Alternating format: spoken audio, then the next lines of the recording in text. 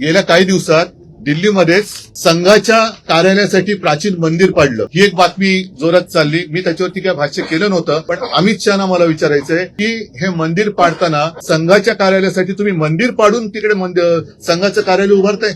आणि त्याच्याही पलीकडे आणखीन सांगतो, ही सुद्धा गेल्या महिन्यातली एक गोष्ट आहे की मी मुख्यमंत्री असताना जणू काय म्हणजे काय संपूर्ण ती जी घटना घडली त्याला जबाबदार सरकारच आहे अशा पद्धतीने आकाश पाताळ एक केलं गेलं होतं. तो ते प्रकरण म्हणजे पालघरमध्ये घडलेलं साधू हत्याकांड. आता साधू हत्याकांडावरनं त्यांनी काही हे सोडले नाही, उद्धव ठाकरेंना आणि आमच्या सरकारला बदनाम करायची. त्या साधू हत्याकांडातील संबंधित अशा व्यक्तीला भाजपात घेताना तुमचं हिंदुत्व काय मेलं होतं? लाज वाटली पाहिजे अमित शहाना की त्यांनी माझ्या हिंदुत्वावरती शंका व्यक्त करताना त्यांच्या बुडाखाली जे काही हिंदुत्व आहे ते पहिलं बघायचं आणि मग त्यांनी माझ्यावरती आरोप केले पाहिजेत. ह्या न्यायमूर्तींवरती ज्या काही गोष्टी आहेत एका केसमुळे नाहीये, त्यांची आतापर्यंतची जी काही वादग्रस्त वाटचाल आहे त्याच्यावरती काही न्यायमूर्तींनी आणि काही माजी न्यायमूर्तींनी सुद्धा आक्षेप घेतलेले आहेत. सगळा प्रकार एकत्र केल्यानंतर एका केसवर नाही झालेलं नाहीये. आणि कधीही कुठल्याही बाबतीत म्हणजे त्या मंदिराच्या आवारात दिवा लावण्यावरून हा जो काही वाद आहे, मंदिराच्या आवारात दिवा लावला गेलाच पाहिजे, तिकडे रोषणाई, तिकडे हिंदू सण साजरे झालेच पाहिजे, उत्सव साजरे झालेच पाहिजेत,